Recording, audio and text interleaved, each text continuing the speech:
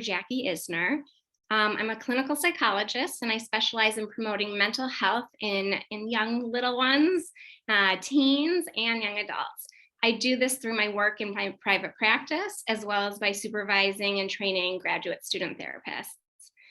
But one wonderful role that I play, and that I'm excited to talk about, I am the clinical advisor for SIB for SIB. I'm so excited to be here tonight to represent this organization.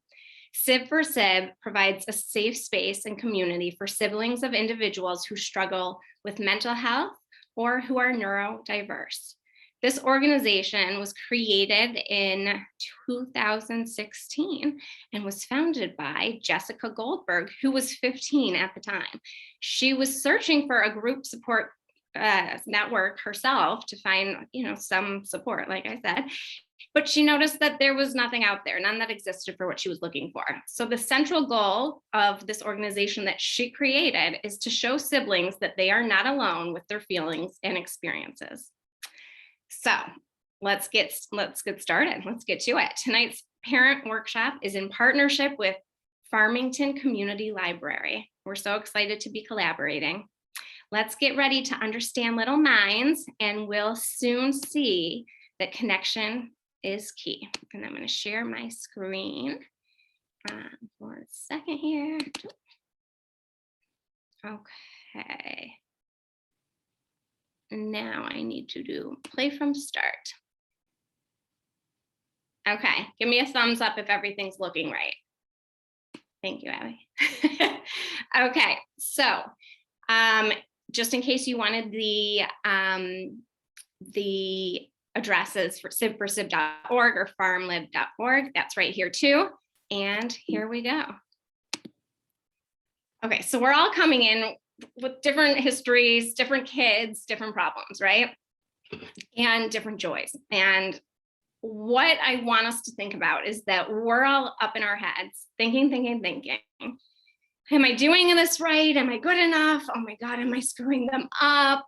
Am I being present enough? Should I do more research? I need to read another book, right? So we have all this stuff going in our heads. Meanwhile, look at this kid just holding her parents' hand. They love her, just simple, we don't have to get it all right, but we're connecting. And sometimes there are storms that we face, whether it's a tantrum or something major in the family, or our own stress that then fills the whole family's life, and then we're all like melting down together. And so in the moment, it feels like we're never going to get through this storm, but we always do. And on the other side, we get to see the beautiful sun, the beautiful smiles on our kids' faces, the puddles, and it's a lot of you probably have experienced that. 1 minute your kid's melting down, and then all of a sudden they're laughing and happy about something. It's like so quick. And so that's why I wanted to put some pictures, and I'm going to have some pictures of my kids, and I can't help myself, but it was helpful for demonstrating concepts. So hopefully that's okay with you guys. Okay, so let's talk about attachment. A secure parent-child attachment really sets the foundation. Attachment is a relationship in the service of a baby's emotion regulation and exploration. It's the deep, abiding confidence a baby has in the availability and responsiveness of the caregiver. Okay, so like when we have our little one, we're responding to their needs, to their cries, to their sounds. Soon we get to know what their little cries mean and what they need from us. And we do our little shake, and we try to be as responsive as possible. A secure attachment that we're hopefully creating has at least 3 functions. It provides a sense of safety and security. It helps us regulate emotions by soothing distress, creating joy, and supporting calm. And it offers a secure base from which we can explore. Okay. Next, what happened? Hold on, I think I have to get out of it.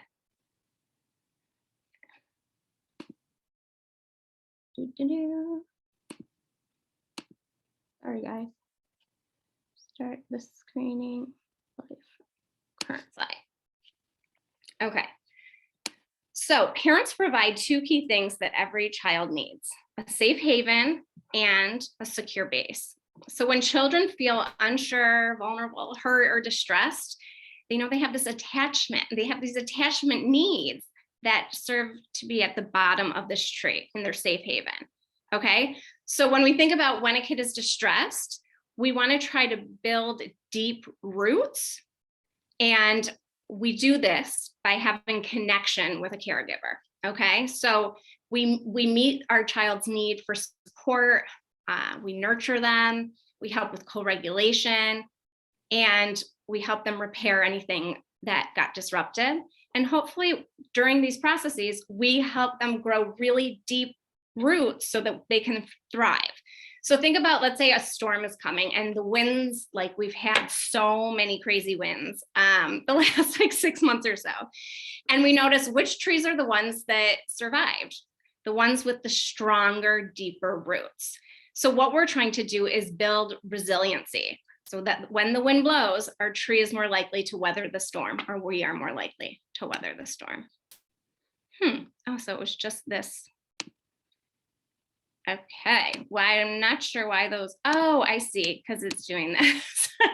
Sorry about that, guys. Okay, so the circle of security, this is another way to explain what I was saying with the tree. So here, our safe haven, a child comes and they're showing a certain type of behavior and they're trying to explain, I need you, mom, or I need you, dad, or I need you, grandparent. Protect me, comfort me, delight in me, and help me organize these feelings that I just don't understand. So once we feel kind of settled and us being, let's say we're the child, now we're feeling, okay, I got this. I can go out and explore. So because we know we have this secure base, we as parents help them by supporting their exploration. If you notice sometimes when your kid's trying something new, they're going to like run away and then kind of like look back to check in. Is this cool? Is this good? And then like run again to try out a new something on the swings or, jungle gym, whatever. And then they kind of check back in again. So that's what we're doing. We're like that secure check-in. And during this time, we want to show like, wow, you just went down that slide by yourself really fast. That was the coolest thing I ever saw. So we're showing like, wow, I'm so delighted to see your joy. I'm enjoying with you. And if you need help, I'm here. And then, the kid probably got tired out and maybe is hungry and is getting cranky. And so they're coming back to their safe haven where we welcome them back to us and we provide the support that they need. Okay, so basically, what's our parent job? We want to keep our kids alive and safe, right? So that's number one. That's key, obviously. And then we also want to try to understand where our kids are coming from. So we want to validate and empathize. And then this is kind of a good synopsis of what you need to do as a parent, okay? You need to be a leader, right? We're leaders of our families. It's weird, right? We have this big responsibility now, but we need to remember to be bigger, stronger, wiser, and kind. Lead with kindness and compassion. Whenever possible, follow our child's need. Follow their lead, and then take charge when necessary.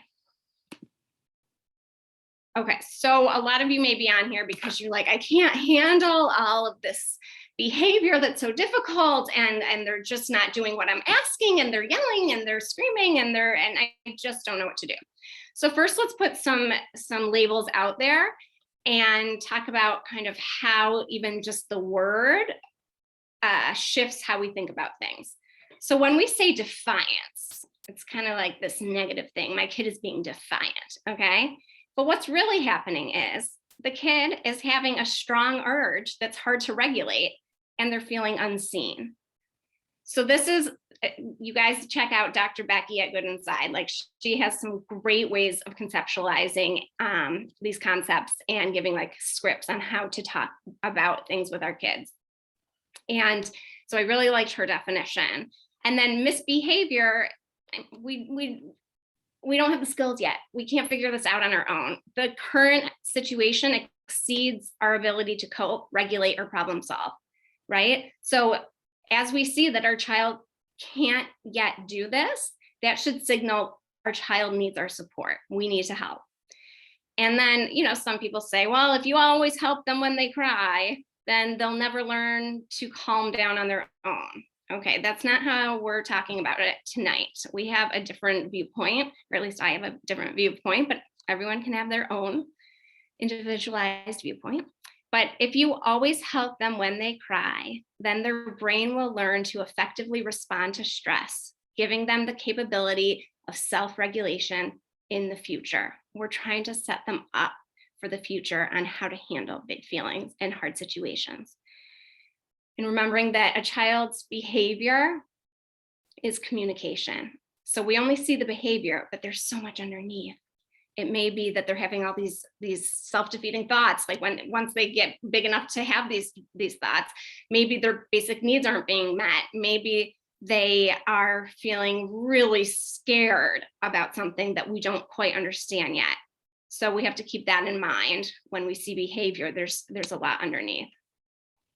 So again, here, when our behavior is frustrating, or when I get difficult and I'm frustrated, I'm demanding, I'm upset, I'm out of control, that's like, Mom, I know I'm doing things that are frustrating you, but that's actually when I need you most. My behavior means, please take charge, be kind, soothe me.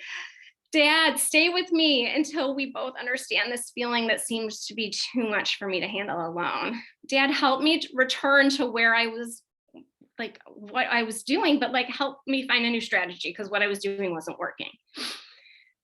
So we really want the capacity for self-soothing to be born out of hundreds and hundreds of instances of being soothed by someone else. We're being their coaches. They don't know how to, they're born, they don't know how to do all these things without us helping them.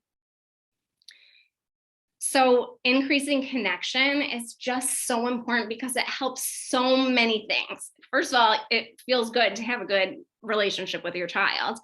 But once a child becomes calmer and starts to enjoy having some special playtime with you, they'll also be more receptive to accepting limits and following directions. So it helps you in the long run to put aside special quality time. And again, it doesn't have to be a lot of time. It could be 5 to 10 minutes. Like today, I was trying to prepare and finish up last minute things for this presentation. I had clients, and of course, my 4.5-year-old didn't have school today.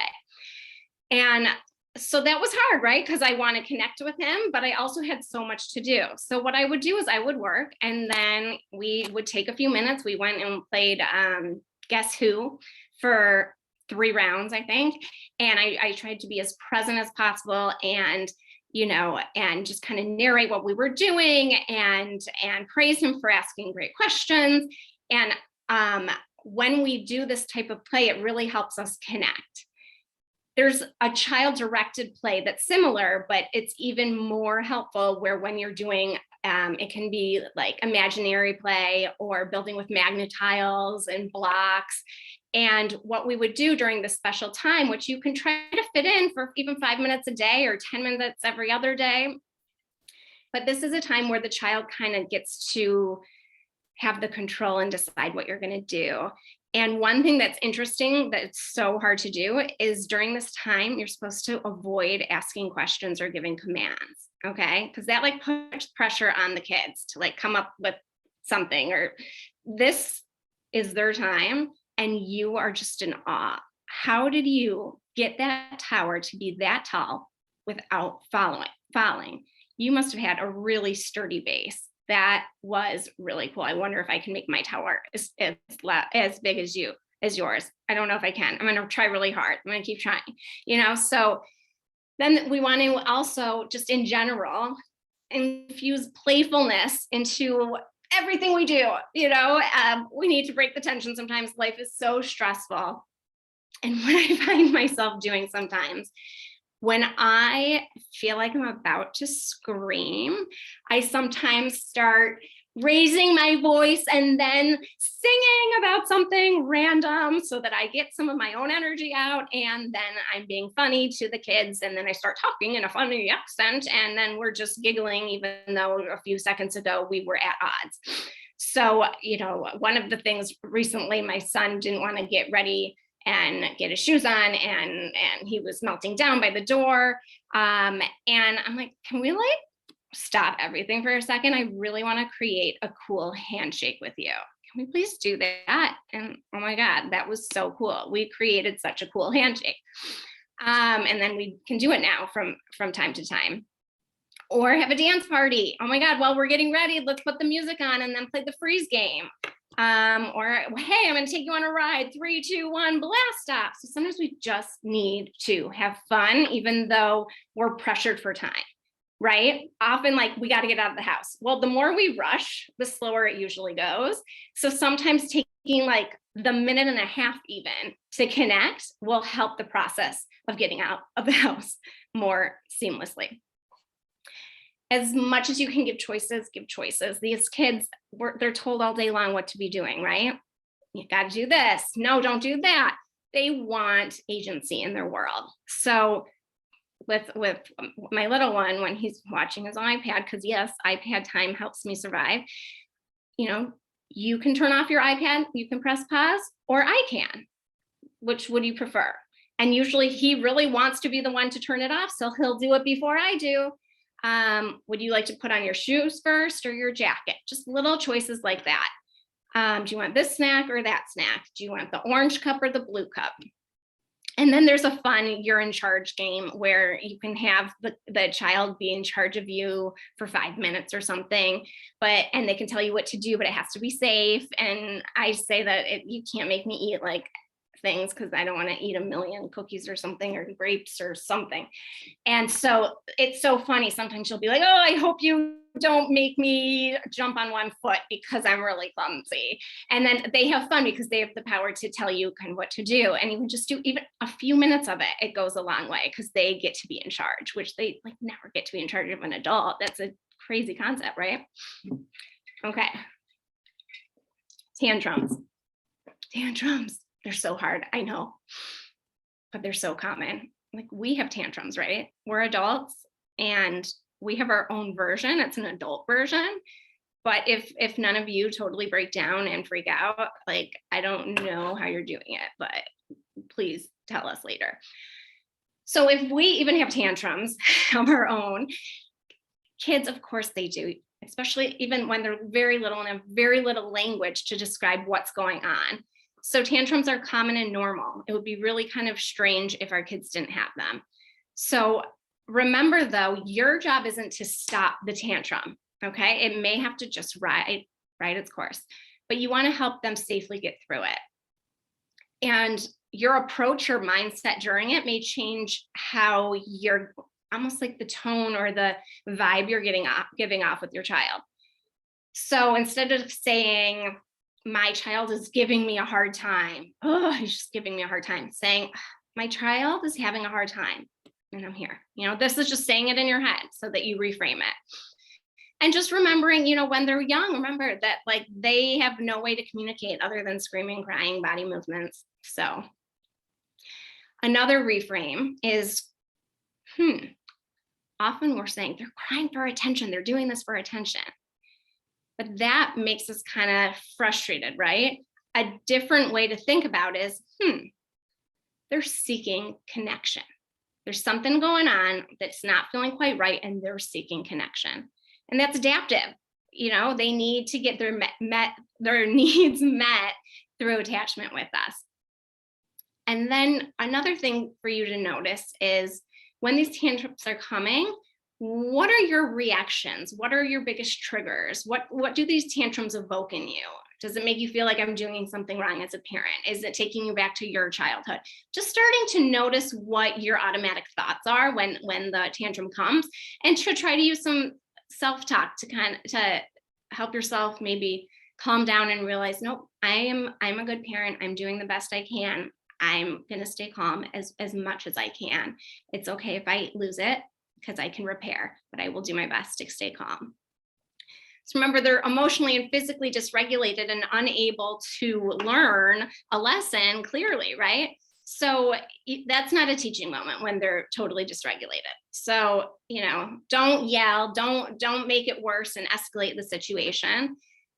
but just try to stay calm, kind of narrate what's happening. And you could also use distraction or redirection if needed. Today, my son gave me something, was trying to open a candy, and he couldn't do it. So then he gave it to me. So I thought he wanted me to open it, but I guess he didn't want me to open it. He started crying so badly that I need to get a new one. Like, he was losing it. I'm like, I'm sorry, when you handed it to me, I thought that you wanted me to open it, but I was wrong. And so then I'm looking around the room, I'm in the kitchen, and I see my Alexa, and I start asking Alexa silly questions. And then we start laughing together because she gives us silly answers. Like, it really worked today. So if anyone has Alexa, it was a savior for me, but I don't know if that will work every time. Okay, when they're having tantrums, we have to remember they're allowed to have their feelings, but feelings and behaviors are different. So they can be mad, but they cannot hit you. I won't let you kick, okay? So make sure that you also notice how you're viewing them. Like, they're being so bad. No, they're having some really hard feelings, and we need to help set a limit that no, you can't kick and scream. And you can say things like, you didn't want that to happen. That didn't go the way you wanted. I get it. We can handle hard things together. You're a good kid who's having a hard time. Try to reduce stress when we're tired, hungry, overstimulated. Any of us get hangry, right? Our kids do too. So let's ride it out together, keep ahead of it if we can, and stay calm. This was Hudson. Here's a balloon. This wasn't when he was this young, the situation I'm going to say, but this was just like last year or something. And right now he's 4.5. He had a balloon and he was playing with it. And then he's like, let's pop it. And so then he popped it and he started hysterically crying. I'm like, oh, but you wanted to pop it. He's like, but I didn't know I would be this sad. It's like he couldn't picture what was going to happen, and that, like, oh my God, now the balloon's gone and I can't get it back. And so you can say that's not what you wanted to happen. You didn't expect that. This feels worse than you thought it would. Okay, let's talk about calmness, right? Sometimes it's hard for us to calm ourselves down. And so when you're not calm and a significant other or a parent or something says to you, calm down, just calm down, relax, take a deep breath. Question, does anyone feel more calm? I mean, maybe if you do, like, again, tell us what's going on for you that maybe could be helpful for us, but it doesn't really work, okay? So instead, let's co-regulate. I'm feeling like I need to take a deep breath. Maybe, you can join me if you want to, but I'm gonna take a deep breath right now. If you need to hit something, you want to hit this pillow. I see that you're mad. Ooh, how does that mad feel in your body? Maybe we can count to 10. Do you want to count from 1 to 10 or backwards from 10 to 1? You want to squeeze my hand? You want to hug? Can I rub your back? Let's see if we can figure this out together. And this is Micah, and he looks like he was probably about 3.5 or something like that there. And he was really mad. And I remember giving him paper and crayons. I'm like, color you're mad. And it was it was like this therapy moment where I'm like, oh yeah, this is good stuff. He scribbled so hard with the black, he chose black on the red piece of paper, and it did help him get some of his mad out. I was very excited that worked. Okay, but when you're on the verge of the meltdown, you can label your feelings out loud so that you're modeling. Yes, mom gets a little bit overwhelmed too. I need a minute. I'm just going to go to my calm down space for a couple minutes. Okay. And then in general, just do self-care. Get outside. When I go for a walk in general, like it can be days where I'm like, honey, Mark, I need a walk. So I'm going to go walk the dog around the block. And I'm so happy I have a dog right now because it gives me an excuse to get out of the house and just get that fresh air and a little boost. Hugging your kids can really calm your nervous system and their nervous system. And then this 5, 4, 3, 2, 1 is a mindfulness practice where 5, look around and notice 5 things that you see, 4 things you can touch, and then you do the different senses, 3 things you can hear. But again, if you melt down, it's okay, guys, because we all do. It's just about going back and talking about it with them. You're working on your feelings too, and you can say that to them. I'm in charge of my feelings, and I shouldn't have yelled, but I did, because I'm still working on controlling my own feelings, my own big feelings. So you can always go back and repair. And it also shows them like, it's okay to make mistakes. It's okay to have a big emotion, because it's not going to ruin a relationship. We just repair, we talk about it. So kids learn how to use emotional language from us and of other people in their life, but they're with us so much that that's kind of where they pick it up. They pick up the language. So it can be really helpful if we're emotional models where we talk out loud so they can understand what we might be feeling and what we then might do to feel better. I'm feeling so overwhelmed. I think I need to pause and take a few breaths. Oh no, I just messed up. I'm so frustrated. It's okay, Jackie. You can handle this. It's okay to make mistakes. And then you may hear them using some of these phrases later on. It's so cool. Some things that, oh my God, when he gets mad, sometimes he gets so mad. And so one of the times he was like, don't say that. You're making me freaking mad. And then we just burst out laughing because it was so funny, the freaking mad. But on other occasions, he'll be like, I'm the maddest anyone has ever been in the history of the world. And I'm like, yeah, you're really mad. Thanks for expressing it, And then Micah, now he's 7.5.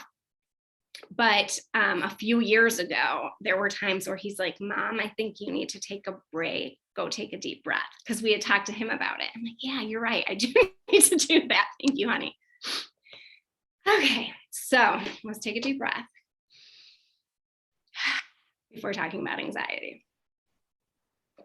So we all feel anxiety, right? Before this presentation, I was feeling excitement, but anxiety as well.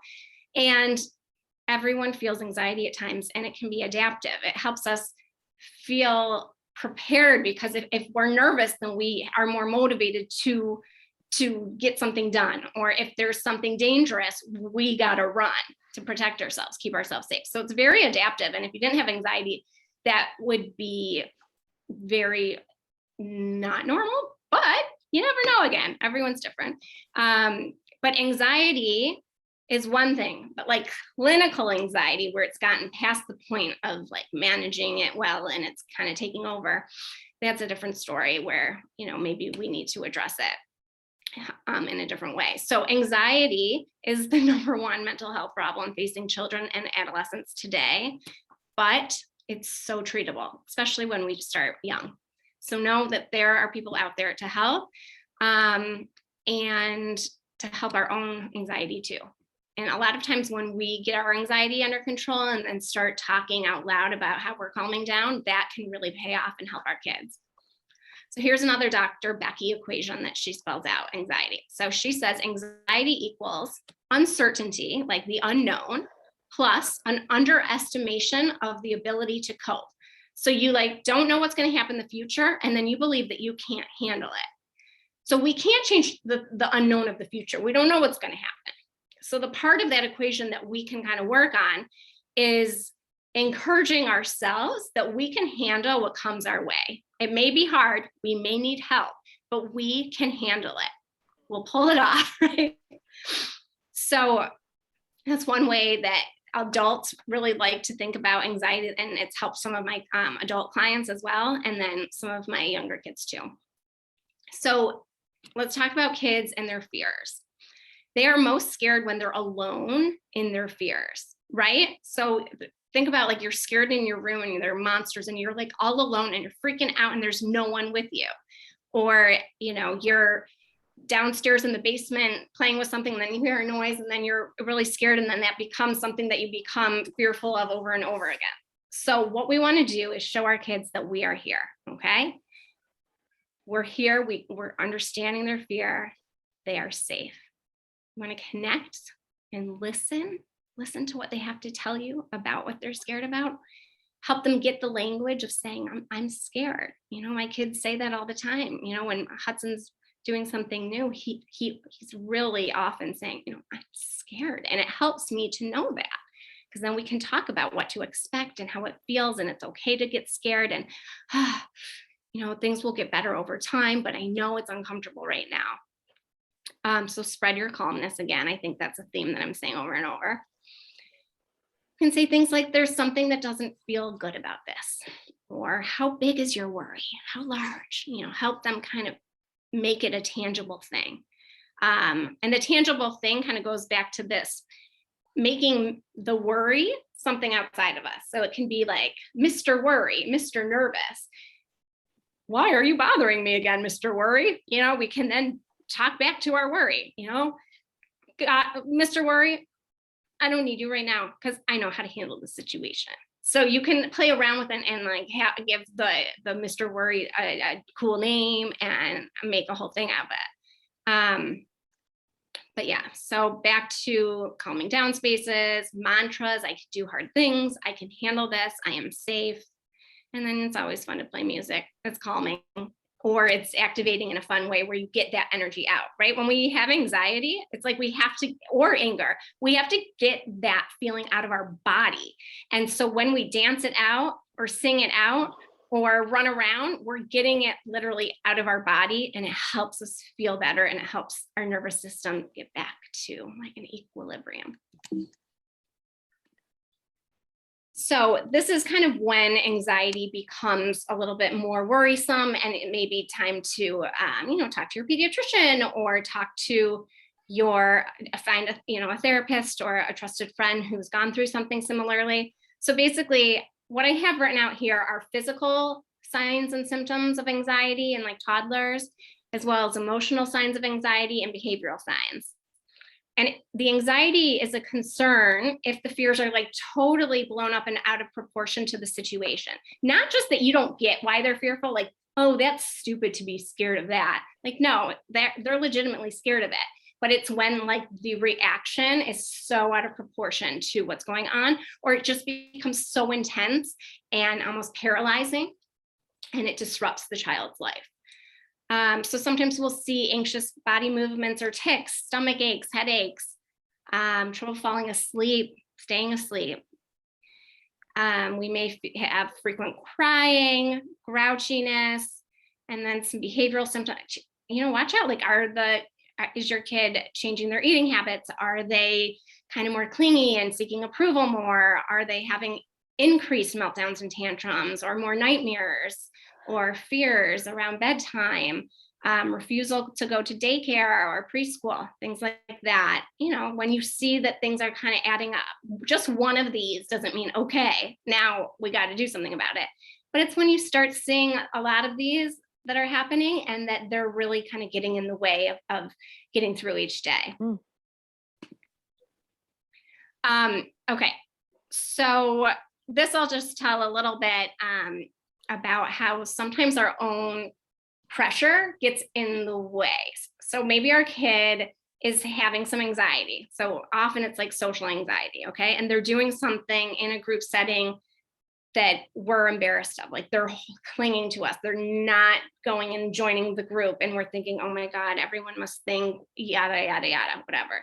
So we want to notice our own reactions or pressures that we feel, and then be like, okay, I notice you, but I need to focus on my child's perspective. So it is hard to know when to push, and no, go try that out, get out in the field, versus when to be like, no, it's okay. You'll know when you're ready. One quick Hudson story. I mean, how many can I bring out? But he this year was really scared to start preschool. And the first month of preschool, I think it was, he wouldn't eat at preschool. That was his way of showing his anxiety, and his way of being like, I don't feel comfortable yet, but I can control whether I eat or not. So he wouldn't eat snack, he wouldn't eat lunch. But then it's like, oh, the teacher would tell me he ate snack today. He didn't eat by the kids, he ate by himself, but he ate. Then the next day, oh, he ate snack twice. Or the next, now he's eating his lunch. Now he's sitting with the friends at lunch. Like, these are huge things. Now it's totally normal. He likes school. We're there. But at the beginning, it's like, oh God, he's not eating at school. You start freaking out. It all went fine. So hopefully you can learn from my experience if you have a similar one. Okay, talking ahead of time, what is going to be happening, who might be there, help kids picture what's to come. You can practice ahead of time, role play, arrive early or stay late, something like that, just to kind of help them get more comfortable. Also, we just want to be aware of the words that we use, because our words here, it says here very nicely, it says, the way we talk to our children becomes their inner voice. So I only have a few more minutes before, because I want to open up to questions, but I just wanted to point out, it's some things that are so cute, right? You get what you get and don't get upset. Sometimes that does work, right? But sometimes it doesn't. Like, they need to hear, no, I understand you want an orange and you got purple. You're disappointed. You're still getting purple, or maybe you can help the situation change and it doesn't matter, but stop it. I'm so sick of the whining. I think we need to switch gears. Let's go outside and play, or, try to put yourself in their position and think of what might be driving their whining. Is there anxiety underneath? Saying, I'm skipping through a little bit, but when you say something like, why would you do that? What were you thinking? And that comes out of all our mouths, right? It just does. But if we become aware and try to lessen that, that's great, because when we do that, it's shame inducing. It's like, oh, why would I do that? Oh my God, am I bad? Or there's no reason to cry over that. Well, the situation is making them sad, so it invalidates their experience. So in general, I don't really like to use like be a good boy or don't be a bad girl. I want to separate kind of what they do from who they are. So here it says nicely here, in my world, there are no bad kids, just impressionable, conflicted young people wrestling with emotions and impulses, trying to communicate their needs and feelings the only way they know how. Okay. So when a kid is being a bad boy or something, they're still a good boy. They're just having trouble with whatever it is that's going on. They're still working on that skill. They haven't mastered it yet. They're not bad. They just haven't gotten there yet. So that's just a couple things to think about. But actually, I think at this point, I want to open up for questions. I made the PowerPoint so that I had a lot of different things I could go over based on how quickly I got through it. So we'll stop there because I want to make sure there's time for questions.